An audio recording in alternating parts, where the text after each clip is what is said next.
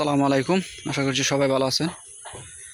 তো এটা হচ্ছে আমার আন্টির কামার, যেটা হচ্ছে আমি বেশ কয়েকদিন আগে ভিডিওতে দেখাইছিলাম, প্রায় 20 দিন আগে একটা ভিডিওতে দেখাইছিলাম।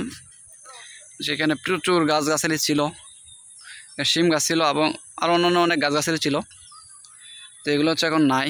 মূলত কী কারণে নাই সে বিষয়ে আজকে কথা বলবো, এবং বর্তমানে কী কী গাছ আছে এবং আন্টির পরবর্তী পরিকল্পনা কী এই খামারের, সেটাও আপনাদেরকে জানাবো। তার আগে একটা জিনিস দেখাই, মাশাআল্লাহ, ছোটো একটা গাছ, সেটা হচ্ছে আমার বুক সমান, 4 ফুট হইব, 4 ফুট উঁচু। এই গাছে দেখেন মাশাআল্লাহ অনেকগুলো পেঁপে ধরছে, এবং একটা স্পেশাল এখানে একটা। তো তার আগে একটা জিনিস দেখাই, এখানে কিন্তু বেশ কিছু ডাটা ছিল, ডাটা শাক। এগুলো হচ্ছে মানে উনি সব হয়তো উঠিয়ে ফেলছে এবং নতুন করে ডাটার বীজ রোপণ করছে। তো সেই কারণে ছোটো ছোটো চারা দেখা যাচ্ছে, প্রচুর চারা, কিন্তু হাজার হাজার চারা দেখা যাচ্ছে। আসলে বীজ হয়তো রোপণ করতে পারে নাই সুন্দরভাবে, দেখেন সারা সারা অবস্থা, এই জায়গাটায় নাই, ঠিক আছে, আর এই জায়গাটায় ভরপুর। তো আশা করছি স্পষ্টই দেখতে পাচ্ছেন এই যে বীজগুলো, এবং এ পাশে কিন্তু নেই। তো মূলত এক্সপার্টনেস থাকতে হয়, মানে দক্ষতা থাকতে হয়, তাহলে হচ্ছে ভালোভাবে বীজগুলো ছিটানো যায়। শুধু মহিলা বলে কথা না, পুরুষের ক্ষেত্রেও সেম অবস্থা। এবং এদিকে হচ্ছে তাদের একটা পুকুর, মানে ছোটো একটা কুইন। এখানে আমি তার স্বরূপকে মানে খালাতো ভাইকে আইডিয়া দিছিলাম যে এখানে কিছু মাছ চাষ করার জন্য, বাট সে হচ্ছে ব্যর্থ। সে ইন্টারেস্টেড ছিল, বাট এখানে হচ্ছে মাছ চাষ করে নাই, মানে কেমনি কী করবো হয়তো বুঝে নাই। এটা হয়তো আমার বাড়িতে থাকলে, আমাদের বাড়িতে থাকলে হয়তো আমি চাষ করতে পারতাম। তো এখানে কিছু একটা দেখা যাচ্ছে, এখানে মাছের পোনা কিনা, আমি একটু দেখে আসি। ও আমি ভাবছিলাম উকল বা লাঠি মাছের পোনা হবে, মানে জিওল মাছের পোনা, কিন্তু একজাক্টলি এখানে জিওল মাছের কোনো পোনা নাই। এই যে জায়গাটা নড়াচড়া করতেছে, এগুলো হচ্ছে নড়াচড়া করলে হচ্ছে উকল মাছের পোনা থাকে বা জিওল মাছের। এটা হচ্ছে একদম শুকিয়ে গেছিলো, এই কারণে হচ্ছে পোনা নাই। বাট এখানে পানির ফুকাগুলো কীভাবে আসছে জানি না, হয়তো মাটির নিচে থাকে।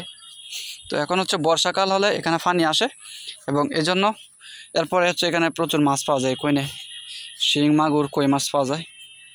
এবং যে কারণে হচ্ছে আন্টির খামার এখন শূন্য, মানে খামারে হচ্ছে এখন গাছগাছালি কম।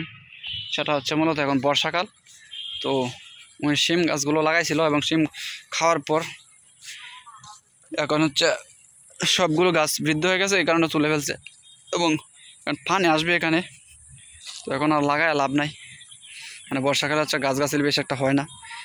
এই জায়গাটা এমনি তো উঁচা হইলেও এখানে হচ্ছে পানি চলে আসে, বর্ষাকালে প্রচুর পানি হয়। জাস্ট পাবদা গাছগুলো থাকে এখানে, তো এই হচ্ছে বিষয়।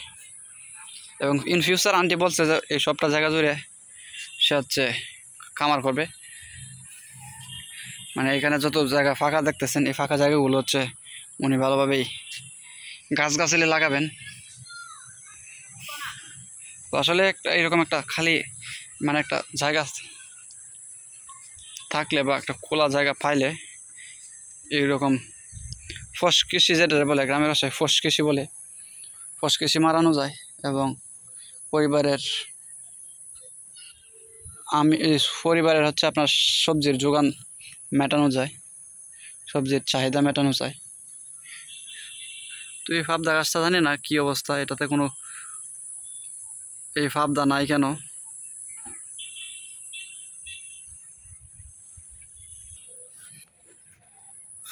তো এখানে কিন্তু প্রচুর ঘাস দেখা যাচ্ছে, চাইলে হচ্ছে গরু ছাগলে খাওয়ানো যেতে পারে। মাশাআল্লাহ, ওয়াও, আন্টির বাগানে তো প্রচুর সুন্দর একটা কলা গাছ, মানে কলা ছড়ি হয়েছে দেখা যায়। Just wow, wow. তো কলা গাছের পাতাগুলো হচ্ছে ময়লা বা ধুলাবালিতে ভরা, তো কলাগুলো খুব সুন্দর দেখা যাচ্ছে, দেশি কলা, মাশাআল্লাহ। তো এখানে হচ্ছে বেশ কিছু চারা পাবদা গাছের, এখান থেকে হচ্ছে চারা আলাদা করতে হবে, না হলে হচ্ছে আবার হবে না। বেশি হইলে একটাতেও হবে না, এটাতে হয়েছে, ওইগুলোতে না হওয়ার সব পসিবিলিটি বেশি। তো এগুলো হচ্ছে এখান থেকে আলাদা করে ফেলতে হবে। এবং একটা বিশেষ, মানে একটা জিনিস দেখলাম যে আন্টির এখানে প্রচুর পাবদা গাছের চারাও জন্মাচ্ছে। মানে উনি হচ্ছে পাবদা গাছ থেকে ফাঁকা পাবদাগুলো খাওয়ার পর কিছু হয়তো বীজ রোপণ করে এবং এগুলো থেকে হচ্ছে ভালো ভালো চারা হয়। এটা হচ্ছে মাশাআল্লাহ অনেক সুন্দর একটা বিষয়। বর্তমানে হচ্ছে বাজারে পাবদার প্রচুর চাহিদা এবং এই মরিচ গাছে দেখেন প্রচুর মরিচ কিন্তু এখনও আছে। ওনার কিন্তু মরিচ কিনতে হয় না, ঠিক আছে। আন্টির কিন্তু মরিচ কিনতে হয় না, বেগুন কিনতে হয় না, পাবদা কিনতে হয় না, শিম কিনতে হয় না। এবং ওই পাশে হচ্ছে লাউ বা লাউ গাছের পাতা ডগা দিয়ে হচ্ছে তরকারি রান্না করা যায়, এগুলো হচ্ছে কিনতে হয় না। এগুলো হচ্ছে আন্টি নিজে থেকেই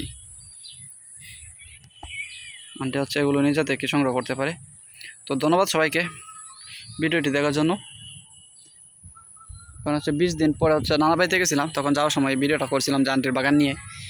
ও মাই গড, এদিকে লাউ গাছও আছে, হয়তো লাউ ওনার হয় এখানে।